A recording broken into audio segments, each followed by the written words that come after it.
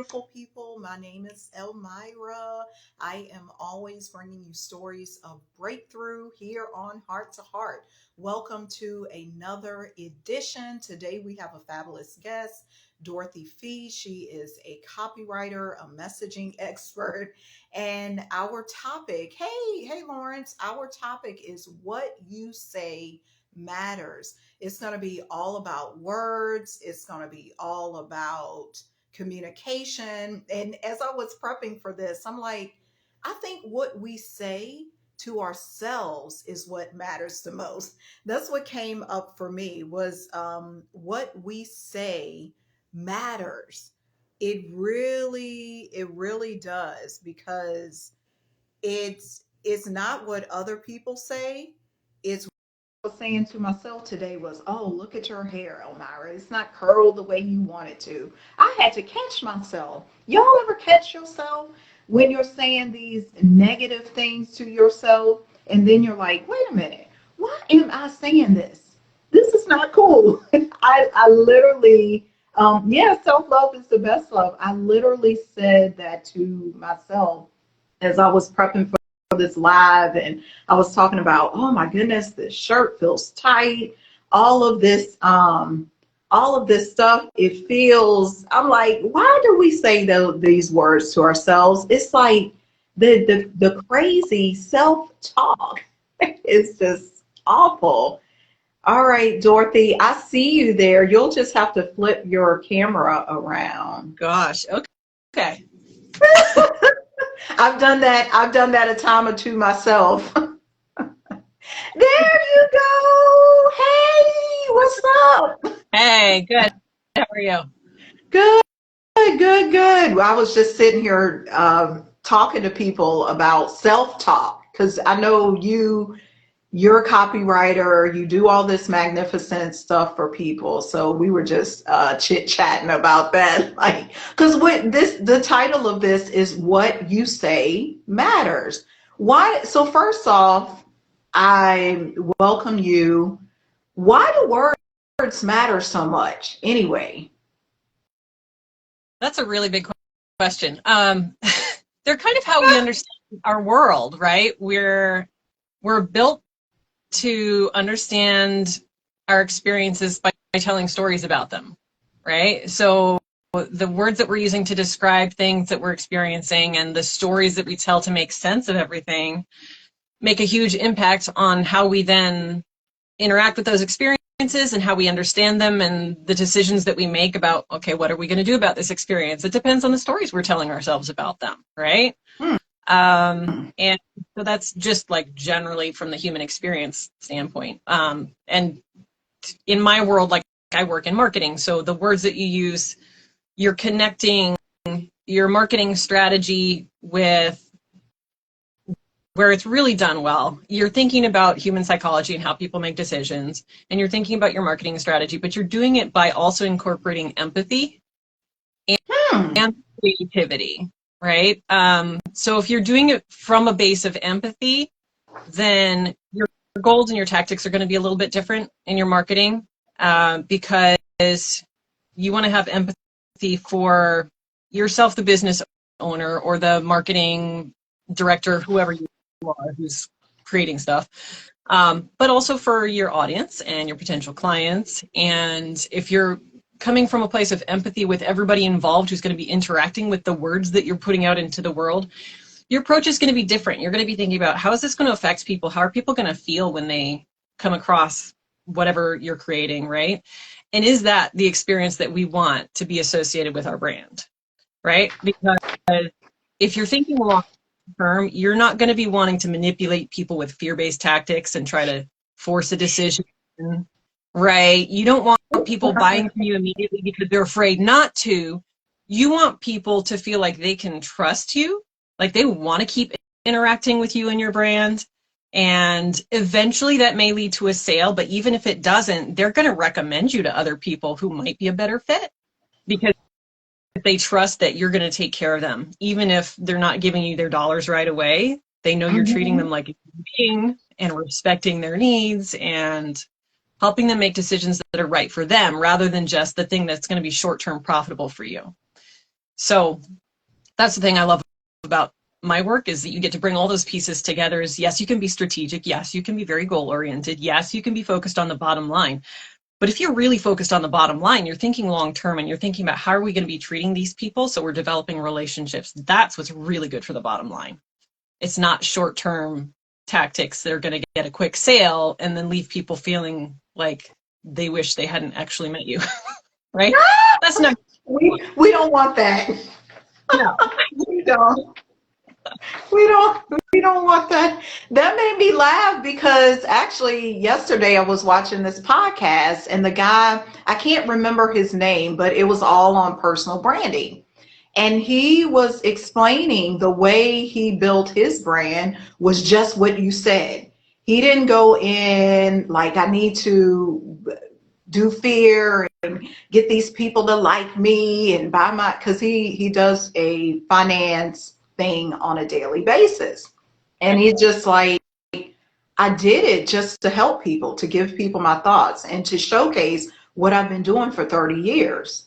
Yeah. He's like, this is me. Going back to what you said with the empathy, I'm just sharing my life and whoever comes along. I'm not here to make a quick sale or to get this advertiser to support the podcast or get you. He's like, I'm in this for the long game. And he was actually explaining it wasn't until he created 1,000 videos on YouTube that he got the advertising. He was able to get the AdSense. And I was like, I want to be like him because he's in it for the long game. He's not just, ooh, let me make the video, let me scare these people, tell them you got to buy now, you got to do this.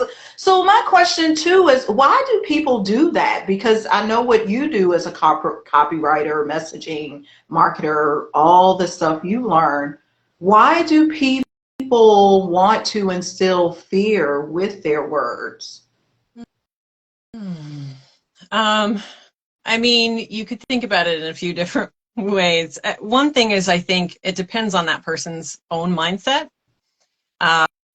If they're thinking about things from a place of lack, scarcity, if they're afraid, what if I don't make this sale? That's going to put a certain pressure on making something happen fast for them. But if they're in a mindset place where they're feeling calm and settled and they know they're being strategic and they're in it for the long haul, they can be the tortoise, not the hare. That makes it easier for them to think about, okay, step back, big picture. What kind of experience do we want everybody to be having here? So I think that has a lot to do with it. Like if somebody's just afraid, what if I don't make, X number of sales this month? Then there's fear in them that's going to seep into their marketing and their sales tactics, right? And how much they're going to be pushing for something to happen right away because they're feeling, honestly, they're going to be thirsty, right? Compared to somebody who has a little bit more perspective and they're in a more settled place emotionally themselves, right? Because they're not scared about losing a sale, then they're going to be able to, Ooh. right? If, like, are you acting out of fear or out of love? Are you acting out of, I'm really excited about what we can do if we work together? Or are you acting out of, I'm afraid of what's going to happen if I don't make this sale right now? So that's going to affect, how you're treating the people that you're talking to. The other piece of that is lots of people in the marketing space will tell you that you have to use fear-based tactics and that you have to really push on these pain points. Yeah. And I think the reason for that is it can be very, very effective in getting short-term results, right? So you'll see all kinds of statistics cited of, all right, so here's the thing that used fear-based tactics and here's the thing that didn't. And depending on how they frame the data, it can make it look like, okay, pushing on those fear and pain levers really hard to get people to act right away, you're going to get more conversions. Yes. Okay. But how long is the timeline that we're looking at, right? Are you in business for the next 6 months? Or are you trying to be in business for the next 5 years, 10 years, right? Mm-hmm. So how you slice up your data makes a difference in how you interpret the data, right? So short term, negative fear-based tactics can be very effective. But if you're looking at, all right, are those people going to come back for a second sale? Or are they going to hire me a second time? That's when things start to shift. So it's how much data you're looking at, how much perspective you have on interpreting the data. Who are you listening to in the marketing space? Who's telling you that you have to do this thing that doesn't feel right to you, but you feel like you don't have a choice? And also, where are you coming from emotionally, and how settled do you feel about the choices that you're making in your marketing? How intentional are you able to be based on your level of fear and anxiety? And, do you feel like you need to grasp more control over the situation? Or do you feel like you've got your foundation solid, you have a strategy, you're following the plan, and it'll come together when it comes together because you're going to be doing the right thing the whole time, and things will fall into place when they're supposed to fall into place, right? So there's a lot of factors. Wow, yeah, that's kind of because I've heard that time and time again from people. I'm not an expert marketer, even though I've been in business since 2009. I'd hear that from different people I consulted with, or even people I hired. They would say, "Oh, you got to push on the pain points. You got to push on the pain." Even in massage therapy, there's literal pain. The person comes in with back pain, shoulder pain. They were even telling me this, but within myself, I knew, and that goes back to what you're explaining, Dorothy, about feeling settled. I was like, I knew I want to have these clients long term. I want them coming back to me. And I've had, before I closed my practice, I had clients for 10 years who were consistently coming to see me. So my method proved to be true. Like, I didn't have to use this, "Oh, I might not be around," or "You might not get this next time." I didn't have to do any of that. Money flop on my calendar this week. Make sure you get in before it's all full. Really? Yeah. Is that true every single? Okay. Yeah, but I like the analogy though of the literal pain points in massage, because it's, if you're being intentional and more positive in your marketing and more, you're actually empowering people to be proactive in their lives and to do the things that are actually going to be right for them. That doesn't mean you're ignoring pain points. It doesn't mean you're pretending they don't exist. You do have to acknowledge them. They are part of the picture that helps show your audience that you understand where they are, and that's part of why you're qualified to help them get where they need to get to, right? So, if somebody comes to you for massage therapy and they have this persistent pain, you're not going to just work on everything but that pain because you don't want to hurt them, right? Right. You have to acknowledge it. All right, here's the reality in front of us. Here's what we're going to work on. It might suck for a little bit, but we're going to, you need to know, I see that this is here. Here's what we're going to do about it. And then the focus can become, the result that's going to come from doing that work, rather than push on the pain, push on the push, and some people will do that. They'll really focus on, here's why the situation you're in sucks so much. Here's why you need me. You're like, there's no way you're going to get to where you need to go unless you work with me or give me your money or whatever it is. And it makes me feel gross. Same here. Yeah. Red flag. Like, if somebody is telling me they are the only solution to my problems, and nobody else is gonna make me happy or whatever, like in any kind of relationship, whether it's business or friendships or whatever, that is some manipulative nastiness that tells me right away, you are not going to solve my problem. You are not going to meet my needs because you're not in it for me. You're in it for you. Right? Wow. If you were, yeah, that does say it. If you were in it for me, the audience, as the audience member, you wouldn't start off our relationship by making me feel terrible about myself. You can then swoop in and save me.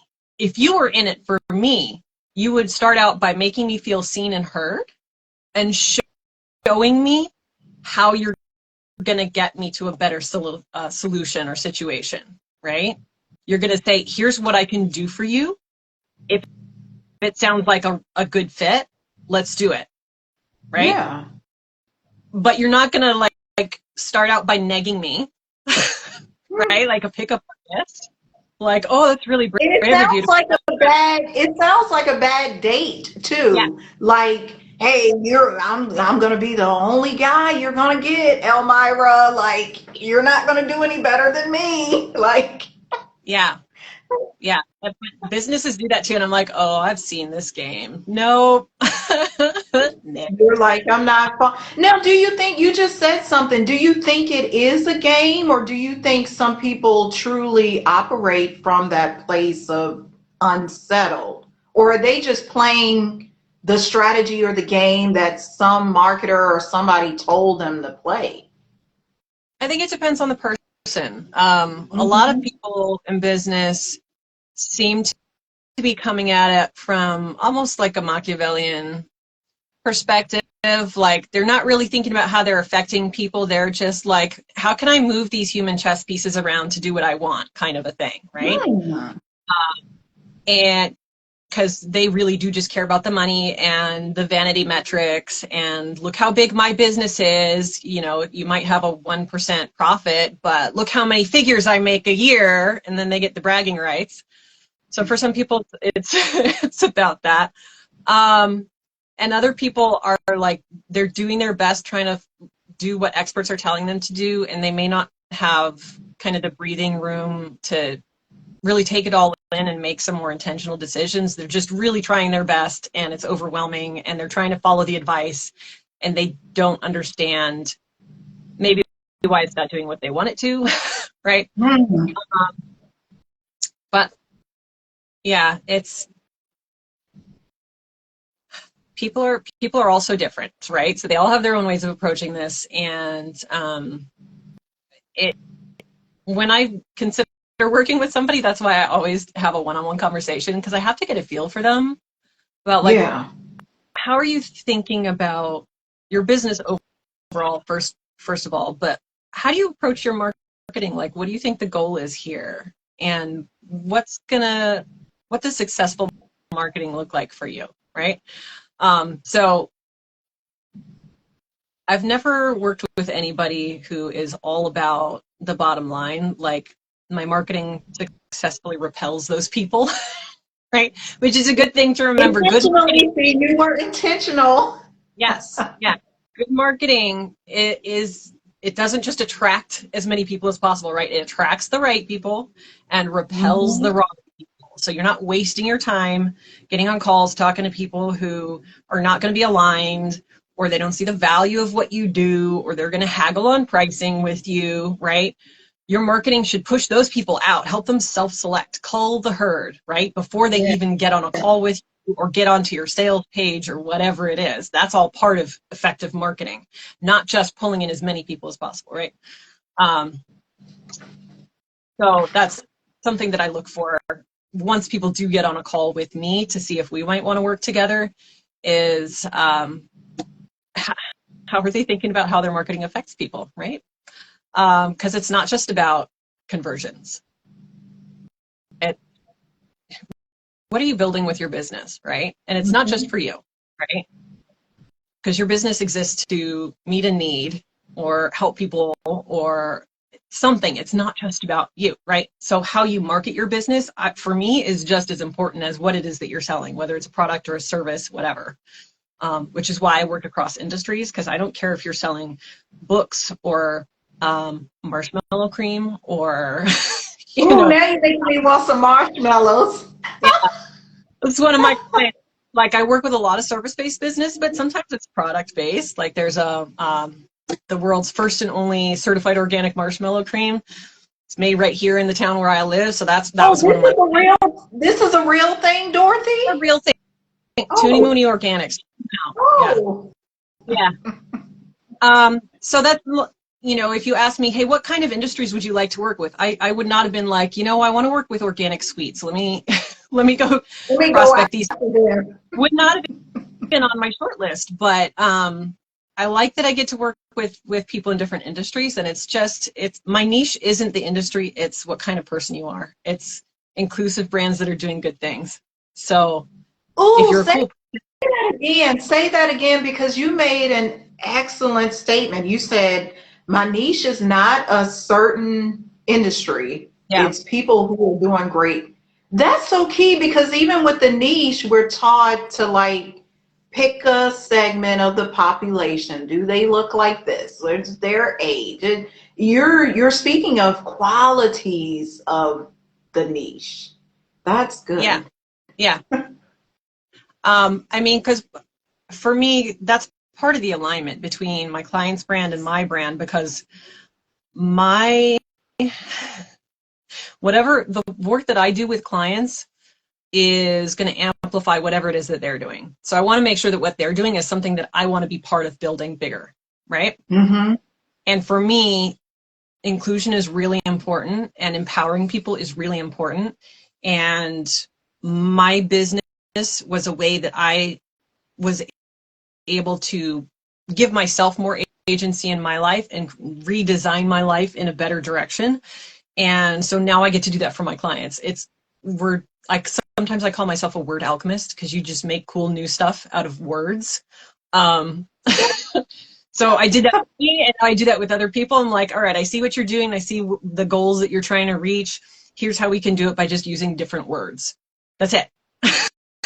And sometimes it's a bigger project that you need to, Mm-hmm. maybe you're designing a website, that kind of thing. But it's also just messaging foundations, right? Because if you are talking about your business in a way that doesn't really capture what's so magical about it and what's so exciting for people, it's going to be harder for you to bring in the right kinds of clients and get into the right rooms where you're having the conversations that are moving your business forward, right?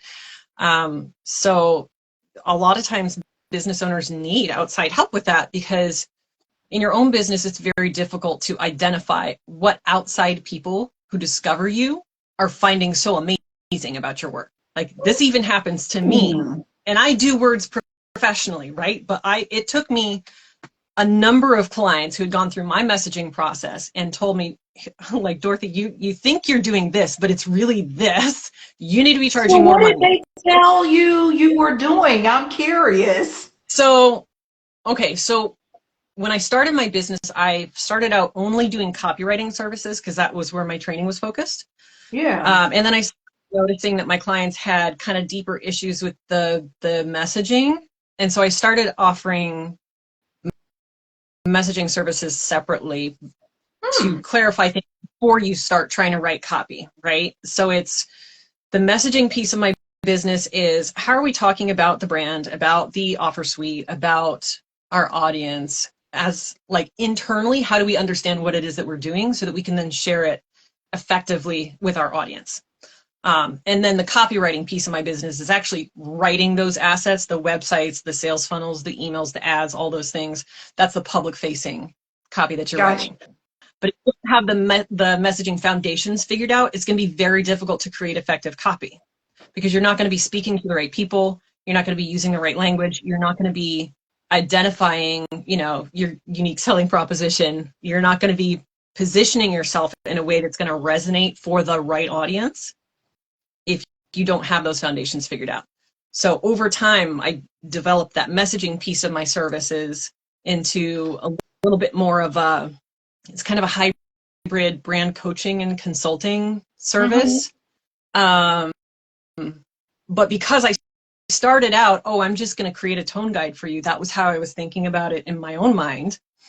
And the more I did it, the more skilled I got at the interviewing things and pulling out like the little gold nuggets from the conversation. You're kind of panning for gold, right? Like, you're giving me something. I don't know where I'm going to put it, but I know it's useful, right? And then at the end, you put it together and you're like, okay, now I see where things need to fall into place based on what you're telling me. Here's what I think is going to be the most effective way to use words to describe what you're doing, right?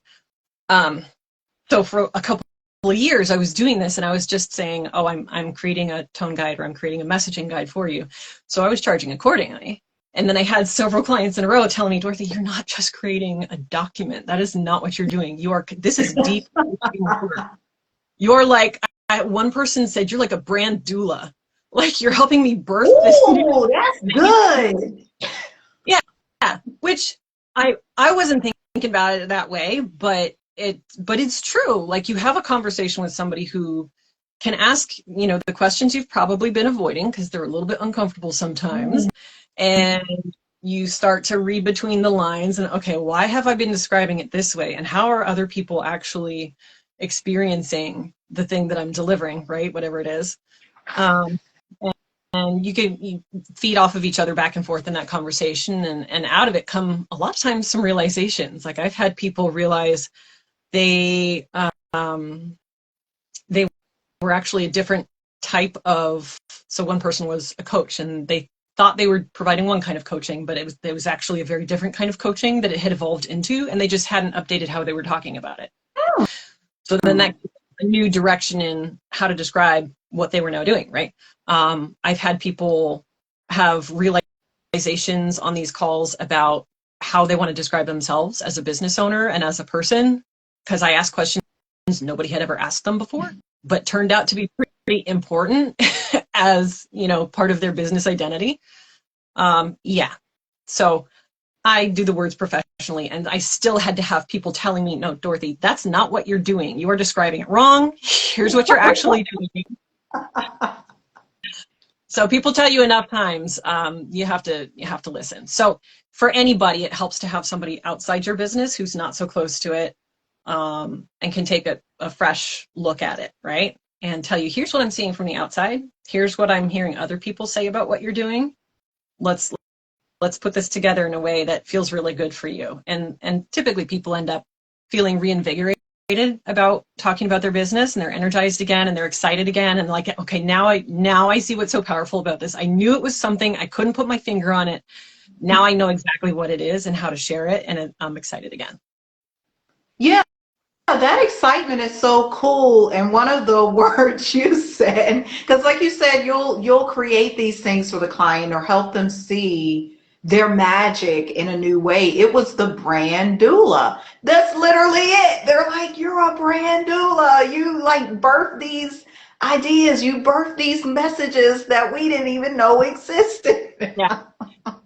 Which is wild, because I'm not a brand strategist. I don't do brand design. I'm not a designer in any way. I work with brand designers to create the visual piece of the brand identity after the words are done. But it's, we were talking about, your words are how you understand an experience, right? There's a quote I love from the philosopher Ludwig Wittgenstein. The limits of your language are the limits of your world. So if you're not able to accurately describe your business, for example, in this context, that's going to limit what your business can do for you. But if you can update the language that you're using to understand and share your business, then all kinds of new things become possible that wouldn't have been if you didn't pay closer attention to the messaging piece of things, right? So once I do the messaging foundations, then I can hand that off to a brand designer, and they have some really good information to start with when they're doing your visual brand identity. So they're not starting from scratch, right? So designers love working with me, FYI. But it makes everybody's job easier if you're starting with the right words, because they're super easy to change. When I create a messaging guide at the end of this messaging process, we go over it together. We check for the gut feelings, right? Like, literally, how is your body reacting when you see this, describing your business this way? Does it feel good? Does it feel wrong? I love that, because the body don't lie. Like, it doesn't lie. Yeah. So it's at that stage, everything is really, really easy to change, right? If you're just looking at a Google Doc, and you see a phrase and you're like, oh no, that's not right. I'm not sure what's not right about it, but it's not right. Then that gives me information to work with. I know I need to come back to that and go in a different direction. And it's really easy to just change those words. And then once everything feels good, then we pass it on to brand design, and then you have that as a reference for everything that you do in your marketing. So just creating cool stuff. It's fascinating the way you describe that, because it's like bringing it all together, like a relationship between the words, the messaging, the branding. And sometimes I feel just in life in general, things we've been through, whether it was I'm always talking about breakups and stuff like that.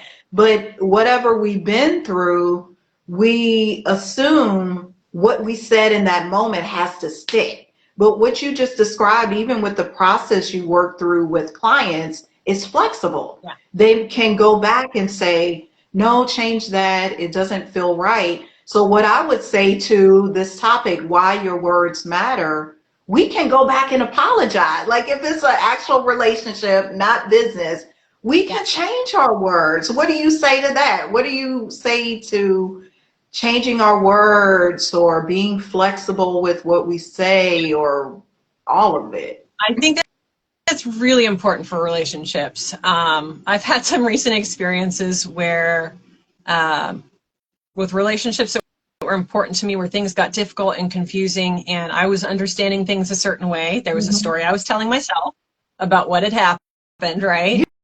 And it was very difficult to sit with that story, and I didn't like it, but that was how I understood it at the time. And then new information came to light, and I realized that wasn't the right story. Mm. I was telling myself the best story I could that I could, try to make sense of things, but I didn't have all the information. So that story wasn't actually true.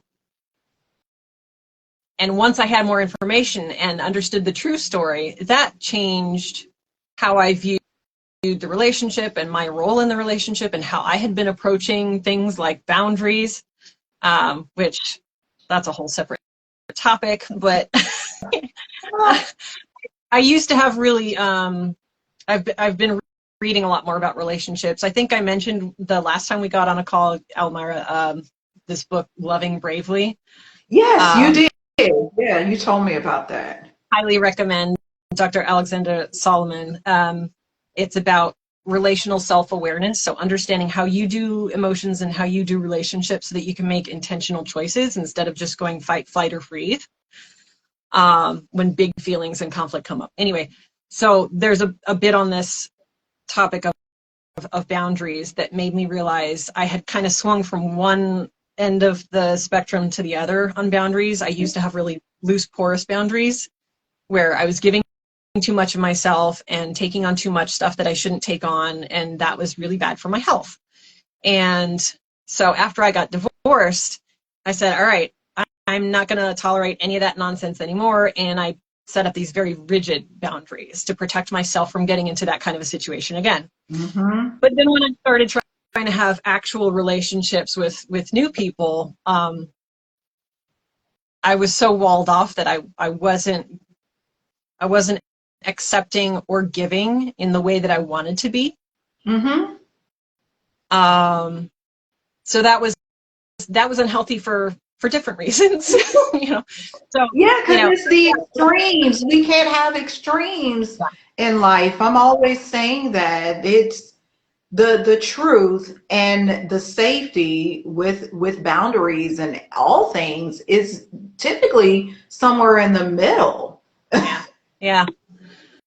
So thinking about my boundaries differently and how I had been drawing those lines and enforcing them and understanding that story, that piece of my story in a different way, that gave me more information that I could use to make different decisions going forward about how I wanted to approach my boundaries in a more balanced way going forward, and how I wanted to incorporate that into my relationships going forward in a way that made it easier for me to both love and receive love. It's everything is connected. Is how you're taking care of yourself is how you're able to take care of other people. And but the words are all connected with it too. It's right. Learning different ways of describing the human experience that I was going through helped me understand it in a new way, so that I didn't have to leave my story where it had ended previously.